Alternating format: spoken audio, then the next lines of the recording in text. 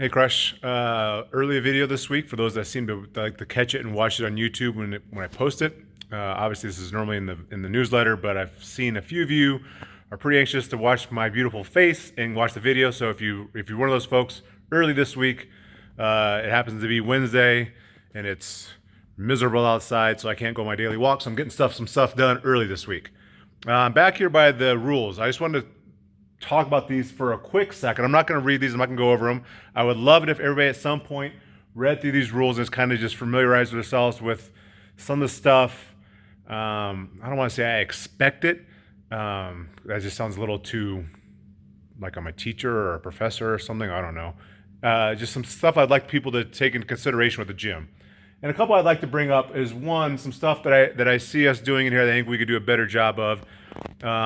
Is one, putting our stuff away. I know we're starting to make a really good push for that, and I've seen classes, I've seen people adjust already, and I really thank you for it. I know that when you get done, you kind of want to start cleaning up and maybe get ready to leave. You have places to go, and if you do have a concern where you had an early class and you have to get to work, or you come to the 4:30 class and you get home for your kids to make them dinner, whatever, and you can't wait to put your equipment away until everybody's finished. If you can't do that, let the coach know. Hey coach, it's 5 a.m. or whatever class. I have to get to work. I need to, as soon as I'm done, I got to get out of here. Coach should be okay with that, and they will help put away your equipment when you're done. But please don't put away your equipment done. We start as a team. We finish as a team. We are a team in here. We work out as a team. That's part of what is so great about CrossFit is you work out with your classmates and you experience the workout with them and you finish with them. So don't do that. Two, one I would like to point out up here is listen to the coach. Listen to the coach at the whiteboard. Now, I'm not saying this in the sense that you might have questions afterwards. I know people have questions. I know the workouts are confusing. There's a lot of lingo, a lot of jargon, a lot of kind of stuff. I understand that. So I'm not asking you to not talk because I don't want you to not have questions later. It's okay to have questions. What I'm more concerned about is we might have some folks in here that really know the workout. They know the movements. They know this. They know what an AMRAP is. They know what a power snatch is, a hang power clean. They know all this stuff and they're ready to go. And so they see the whiteboard as just kind of like, yeah, I know it already. And so they might start chatting with somebody that's of equal experience with CrossFit. And if you're chatting, somebody that's brand new to CrossFit or newer to the gym that might not know what this stuff is, they might not be able to hear and digest what's going on. So I just ask that people are quiet at the whiteboard simply to give people that are new to the gym a chance to hear the workout, hear the coach, hear the explanation, and maybe pick up some new things. Remember, at some point, you were that new person, and when you walked and you saw an AMRAP, you're like, I have no idea what that is. An EMOM?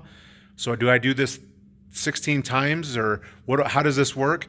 You have those questions, and just because you don't have those questions anymore doesn't mean people in the class don't have that question, and coach might answer that question at the whiteboard. So one of those rules up there is when you're at the whiteboard, please just listen to the coach at the whiteboard, which also comes down to one of the safety questions. Listen to the coach. We're here to coach.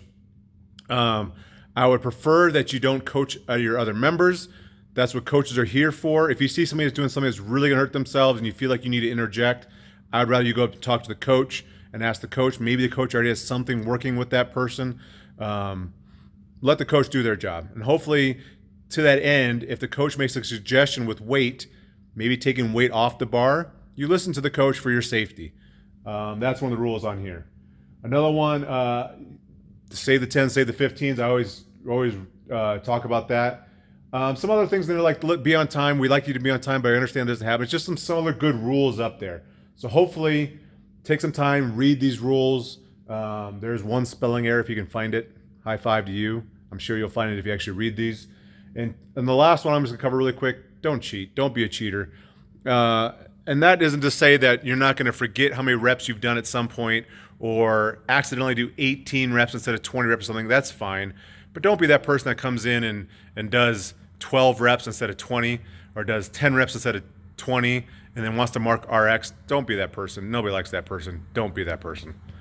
If you want to do fewer rounds, if you want to do 3 rounds instead of 5 rounds and not mark RX, that is totally fine by me. If you want to do fewer of something because you're hurting, that is totally fine by me. But don't try to portray that you did the work when you didn't do the work. That's bad karma, bad juju.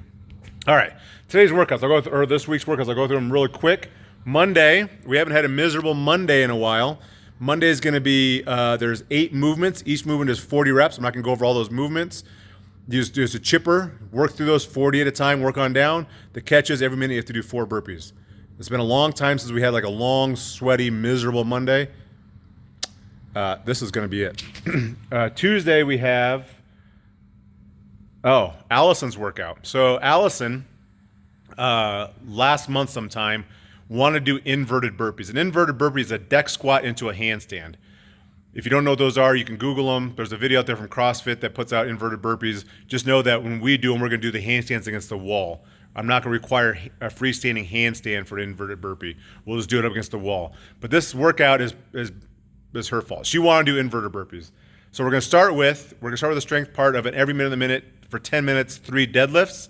And then the workout, the Metcon, is going to be a buy-in on the bike, 4 rounds of inverted burpees, some devil presses, and some dumbbell snatch, and then a cash out of the bike. But that's Allison Schneller, comes at 5 a.m. That's her doing with the inverted burpees, so don't blame me for those. Wednesday is 2 16-minute EMOMs, a lot of rowing and a lot of back squats, taking the bar from the ground on the back squats. In fact, the first round has 95, 65-pound back squats. Take them from the ground, get them up over your head. But since we're trying to save those 10s and 15s by the rules, I don't want people dropping those 15-pound barbells. The ladies are doing 65 pounds, so the 15s on each side, I don't want them bailing off the back. So everybody that first EMOM also has to bring the bar back over their head and control that bar to the ground. Otherwise, everybody has to do more burpees. We don't want to do more burpees this week. We already had burpees on Monday, and we have inverted burpees on Tuesday. Let's have no burpees on Wednesday. But it's a 16-minute EMOM of rowing and back squats, 4-minute rest, another EMOM with more calories per minute rowing, and a heavier back squat but fewer reps. To be honest, I'll be curious if anybody in the gym can mark pass and RX on that workout on Wednesday. It's going to be one of those kind of workouts. And then Thursday is a partner workout. There are 4 or 5 things, 100 reps of each. You're both working at the same time. So it's not one of those partner workouts where one's working, one's resting. You both work at the same time, but you break it up and partition it however you want. So just chip away at the workout, get it done. To be honest, I hope it's kind of a shorter type workout, just so we've had a couple tough. Monday's going to be a tough workout. Tuesday might be tough in the sense that we're going to do a lot of deadlifts in a short period of time, and we're doing some new things like the inverted burpees and some devil presses. And then on Wednesday, the rowing and the back squats is going to be a tough workout. It's going to be a really tough workout. So hopefully we can get on the shorter side Thursday, give ourselves time to stretch, maybe at the end of class, spend some time giving your body some love, some self-care, and stretching. I think that's it for the week, Crush. So again, if you have time, read through these. Hopefully maybe you'll learn something and make class a little more enjoyable. Have a good week, Crush.